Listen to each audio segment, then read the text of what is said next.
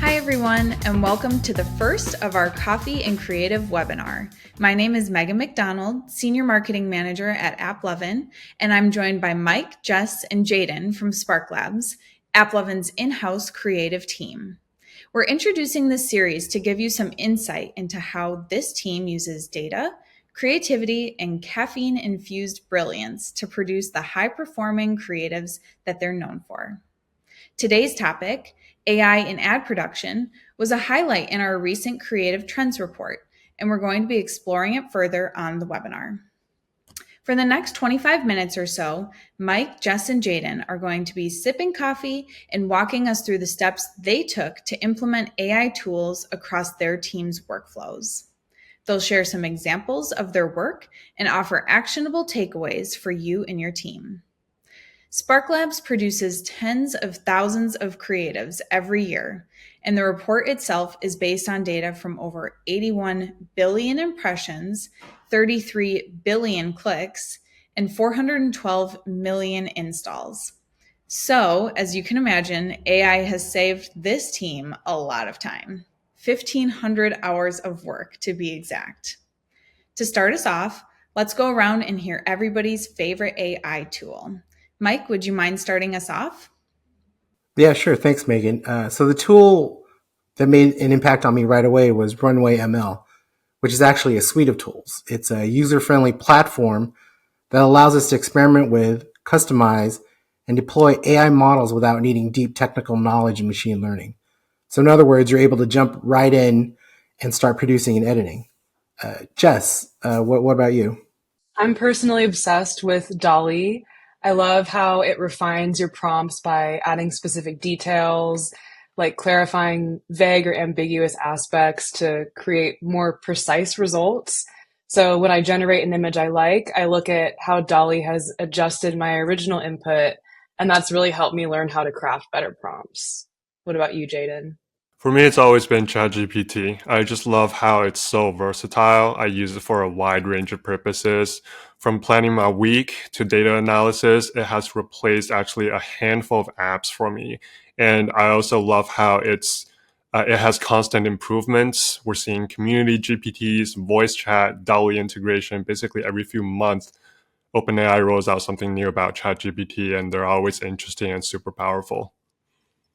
Megan, do you have one? I would say I am an avid ChatGPT user. I just used it yesterday to help kind of condense some points on a deck. So, huge fan for sure. Awesome. So, that is your favorite tools. Now, let's jump into kind of what this looks like in practice. And, Jaden, if you want to start us off talking about what phase one looked like for your team. For sure, yeah. So towards the end of 2022, so rolling back a bit more than a year, that was when ChatGPT, Midjourney, and DALL-E all launched pretty much around the same time. And some early adopters on the team almost started using them immediately. And then as we went into the year of 2023, we started to treat AI exploration as a more serious team project. Some of those early adopters eventually became a dedicated task force. Initially, it was just a small team of 4 people, myself and Mike included, that moved really fast, drank a lot of coffee, and covered a lot of ground to get us a general understanding of the landscape. I remember it was pretty chaotic. We had a spreadsheet where we logged more than 50 tools, sourced from different online communities, including Twitter and Reddit, basically trying to find anything we could find useful and vet them out. And the very first few months were lots of learning, lots of researching, and limited testing, basically trying to help us answer questions like, what is generative AI? What's available out there? And how could it be relevant to our work? Mike, as part of that initial task force, what do you think were our most important learnings in this first phase, and how were they relevant to what we do at SparkLabs? Yeah, I'd say one thing we noted right away were the possibilities with using AI in our pre-production process. So some of our early adopters on our team were using ChatGPT to help with ideation and script writing. and then Midjourney to help with visual concepting and storyboarding. So imagine being able to produce minimal repetitive tasks like removing backgrounds or objects from images and videos, animating characters and motion tracking, or taking low resolution graphics and upsizing them or up-resing them, and so on. How about you, Jess? Yeah, at this stage, we could already see the potential of incorporating AI tools into SparkLabs workflows, but we did also observe some limitations. So it was clear that these tools were really user-friendly and didn't require much technical expertise or prior knowledge of generative AI. The tools could be valuable for various roles across the team, not just designers that are looking to generate visual content. But a couple of the limitations that we saw at that time were the LLMs, or large language models, were not connected to the internet, but they were trained on data sets that include information up to a certain cutoff date. Another limitation was AI hallucination, which is when the generated content or response doesn't seem justified based on its training. So one example of this is we tried using ChatGPT to help find synonyms for a word game we were making ads for, and specified that the words had to be exactly 5 letters long, but it gave us suggestions that were longer than 5 letters. So just to clarify though, this was all in phase 1, and we've already seen these tools and limitations improving with the rapid development of this technology. And I think we can draw the line between the first and second phases of our exploration at the point where we started to produce some of our first ads that are clearly employing generative AI, or ads that obviously looked AI. Jess, could you talk about why we decided to do this? Yeah, so around this time, generative AI content was starting to become more popular on social media, and we were seeing some big consumer brands using AI in their ads. So it was becoming more recognizable to the general public. And at this point, we had narrowed down our scope of AI tools from that massive spreadsheet you mentioned down to a short list of tools that we wanted to test more extensively. So this included AI voiceovers, ChatGPT, DALL-E, Midjourney, and a few others. But in phase 1, we were using AI to help with tasks that we could do manually, whereas in phase 2, we wanted to explore new possibilities and produce creatives that wouldn't be possible without these AI tools. So let's take a look at an ad that we made using generative AI and how our designer approached the production process and what tools they used. Hi, I'm Steve, a senior designer at SparkLabs, and I did the production work on our Project Makeover Art Piece Makeover video. The concept for this ad came from our senior creative producer, Emil, who pulled inspiration from places like the film Everything Everywhere All at Once, and from other advertisements utilizing AI. Like most ads we create, I started with sketching out storyboards to sync our vision. Once approved, I hopped into Midjourney to start generating visuals. The Mona Lisa sequence required various art style prompts and multiple revisions. Using Photoshop's generative fill, I ensured a consistent 16:9 ratio and centered positioning of Mona's face. The Venus de Milo shot involved extensive Midjourney AI generations, along with manual digital enhancements in Photoshop and Procreate to align the colors and details. The backgrounds for the Venus de Milo and David shots were entirely AI generated.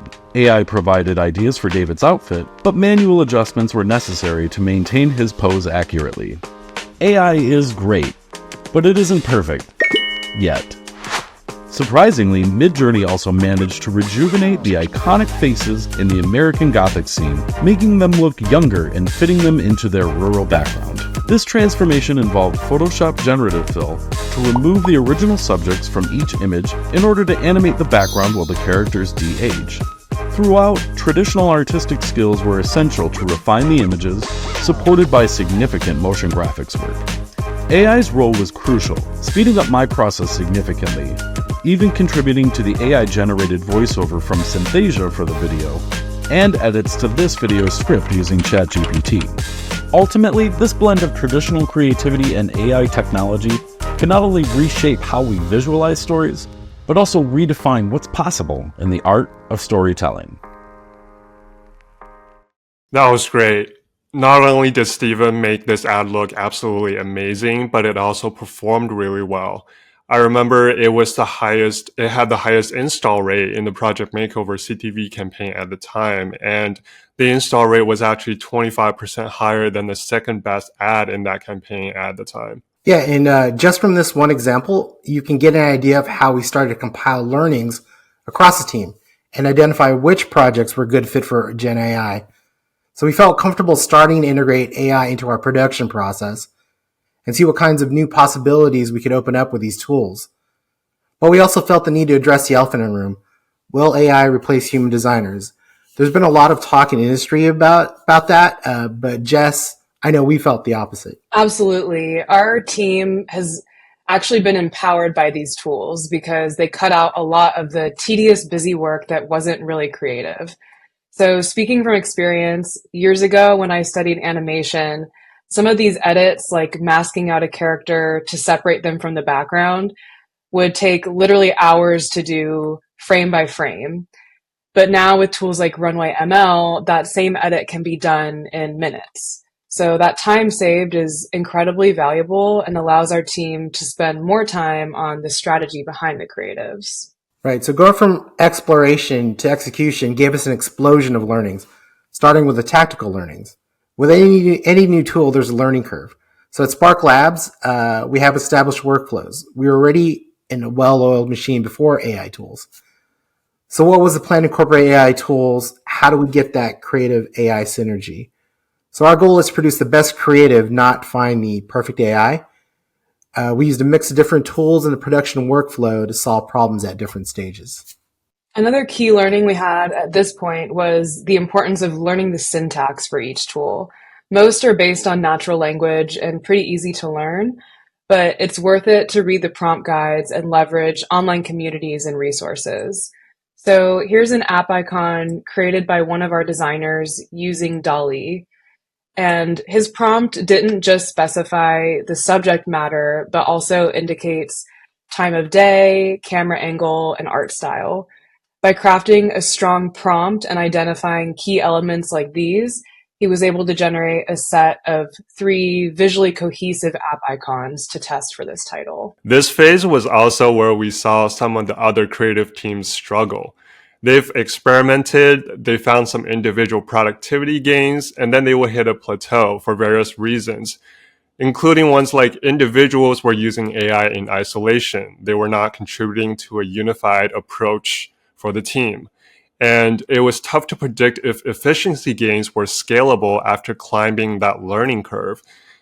And considering that it's a very fast evolving landscape, teams were worried that they might be stuck in the situation where they're spending 10 hours to learn how to do something with AI that you probably could have manually done in 10 minutes, only to see the tool that you learned get a complete rebuild after 10 days.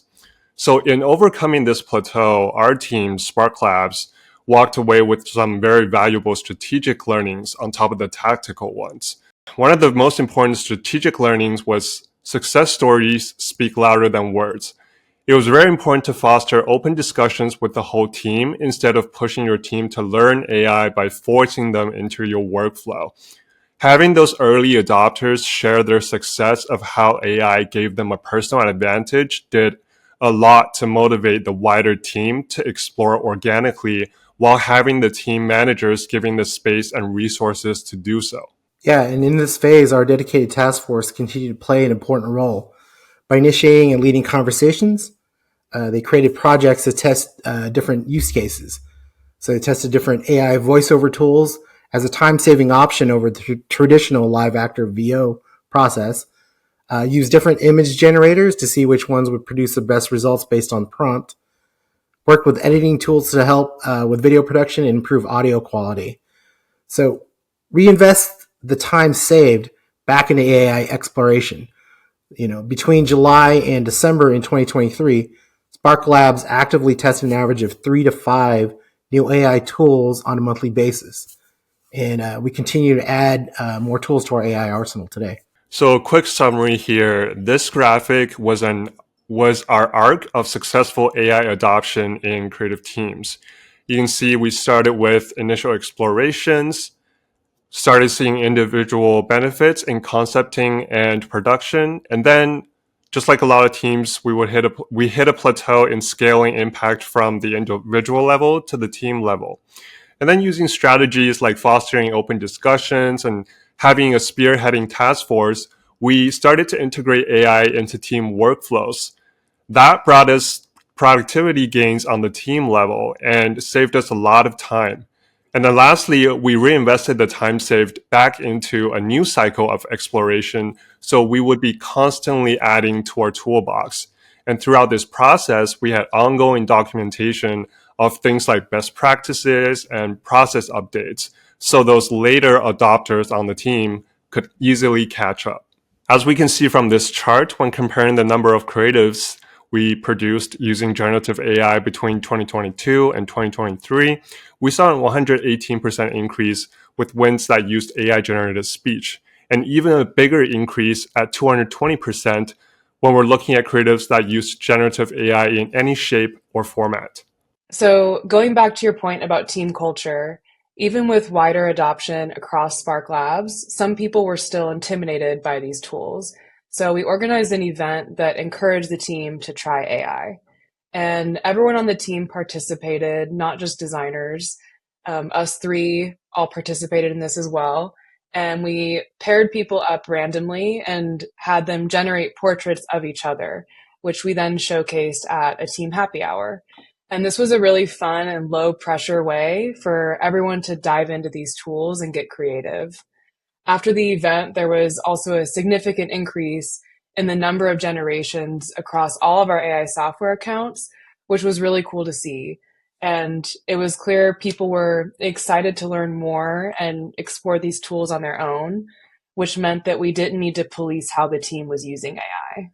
The AI gallery was a great idea, Jess. It was definitely among some of the coolest and most inspiring team activities we've ever done at SparkLabs. I totally agree. And I think we should do it again considering how tools have improved, right? But Jaden, how would you summarize our phase 3 learnings? I think the first piece was understanding that AI is rapidly evolving and adapting accordingly. You can see how much Midjourney's output has improved, for example, over the span of about a year. And in this example, we're showing the same prompt and you can see the quality is just vastly different. AI is advancing very fast with heavy capital investment. So technological progress has been outpacing all technologies before it.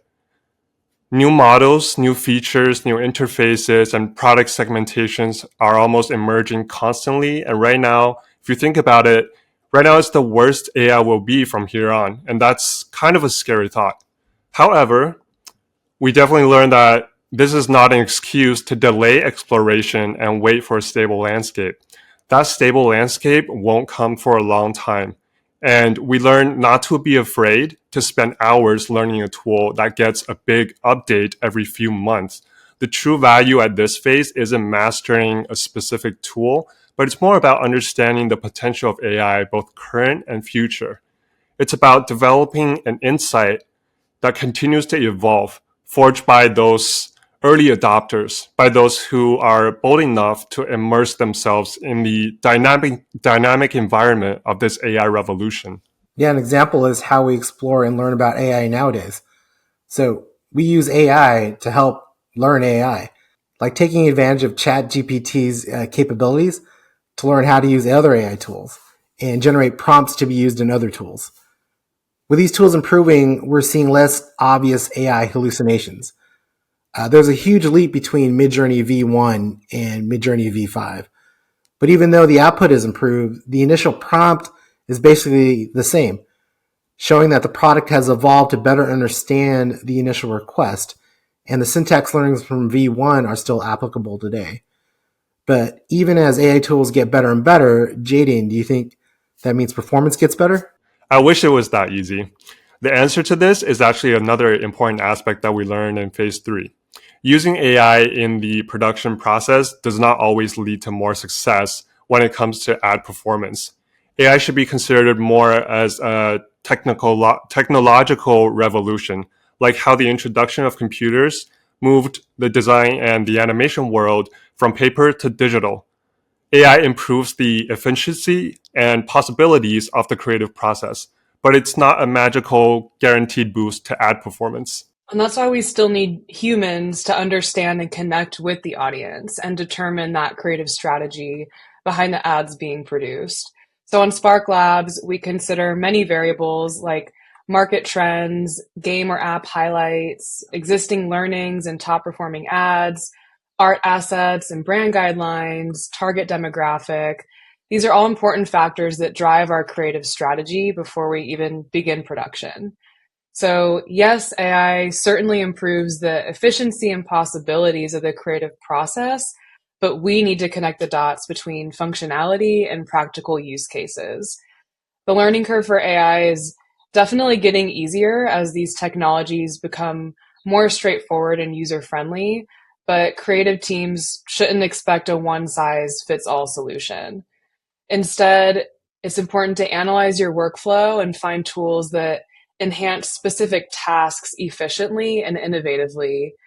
Although everyone might be using popular tools like ChatGPT, Midjourney, and Dolly, similar to how the Adobe Suite became a staple, what really sets teams apart is how talent utilizes these tools.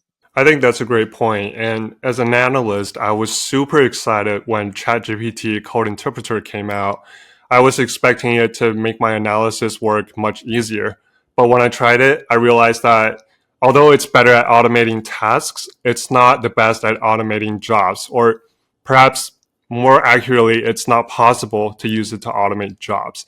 It was great with helping with my analyses, but it still needed me to highlight and prioritize what to analyze. Yeah, in this era of AI, it's crucial not only to master these tools, but also remain flexible, ready to adapt as new technologies emerge. Remember, there's no best set of AI tools for everyone. The right tools vary based on your team's specific needs and the unique capabilities of your people. Wow. Thank you guys all for walking us through this phased approach that your team took to implement AI. It sounds like a super wild ride, but an exciting one for sure.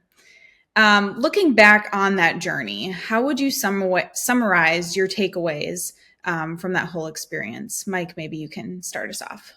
Yeah, I'd say to get started, just dive in. It's significantly more user-friendly, so don't be scared to try out a blend of different tools.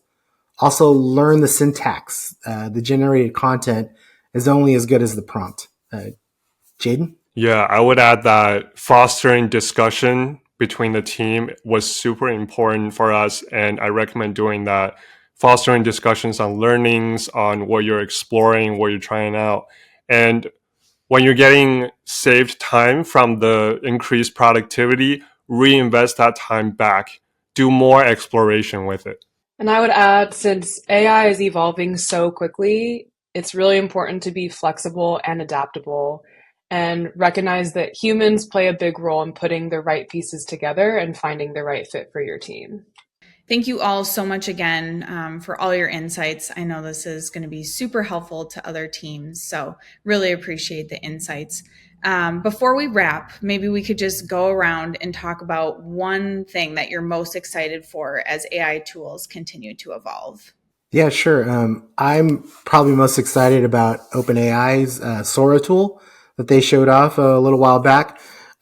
So it's a text to video tool, and it's way more advanced than anything we've seen on the market at all. So I'm very excited to see that roll out and what's possible with it. And I'm even more excited to see what our team can do with it. Jaden, what about you? For me, I'm excited about the development of tools with more specific use cases, as opposed to the more general purpose ones like we're seeing now with Midjourney, DALL-E, and ChatGPT. I think with these developed, prompting and prompt engineering would become a bigger part of the day-to-days of a creator, and I would be very excited to see that happen. Something I'm excited about is we've had clients get inspired by our trends report and specifically ask for generative AI to be applied to their ads.